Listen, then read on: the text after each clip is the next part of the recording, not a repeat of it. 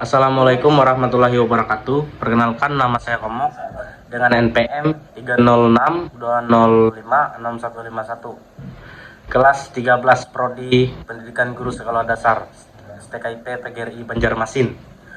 Di sini saya ingin menyeminarkan mata kuliah penelitian tindakan kelas dengan dosen pengampu Ibu Normaliah MPD.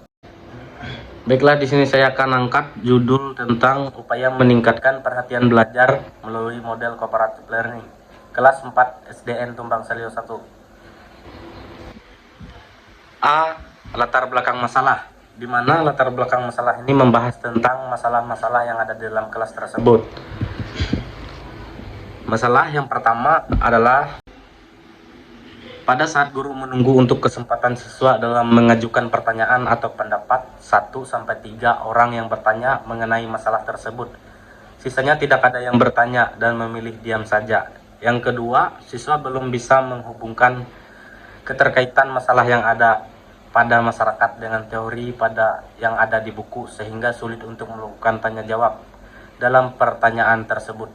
Yang ketiga, siswa masih terbiasa mengobrol saat pembelajaran berlangsung. Hal ini berpengaruh pada tingkat kemampuan berpikir kritis ketika guru bertanya pada siswa tersebut karena kurang perhatikan pembelajaran di kelas. Yang B, ada rumusan masalah. 1. Bagaimana perencanaan pembelajaran pada model cooperative learning pada kemampuan berpikir kritis siswa melalui media. Yang C, ada tujuan penelitian. Berdasarkan pada latar belakang dan rumusan masalah, penelitian bertujuan untuk mengetahui hasil peningkatan kemampuan berpikir kritis siswa melalui model cooperative learning dalam pembelajaran melalui media. Khususnya, tujuan penelitian ini untuk mengetahui: 1. Mendeskripsikan perencanaan penerapan model cooperative learning pada pembelajaran. D. Manfaat penelitian. Yang pertama, manfaat dari segi teori mengenai penerapan model kooperatif untuk meningkatkan kemampuan berpikir kritis siswa dalam pembelajaran.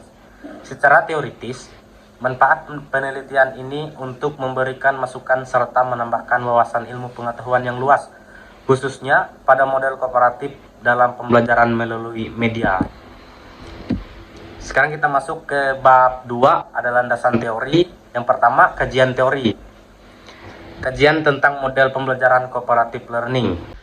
Menurut Agus Suprijono mengatakan bahwa A. Pengertian model pembelajaran. Model pembelajaran dapat didefinisikan sebagai kerangka konseptual yang melukiskan prosedur sistematis dalam mengorganisasikan pengalaman belajar untuk mencapai tujuan belajar. Melalui model pembelajaran, guru dapat membantu peserta didik mendapatkan informasi, ide, keterampilan, cara berpikir, dan mengekspresikan ide. Model pembelajaran berfungsi pula sebagai pedoman bagi para perancang pembelajaran dan para guru dalam merencanakan aktivitas belajar mengajar.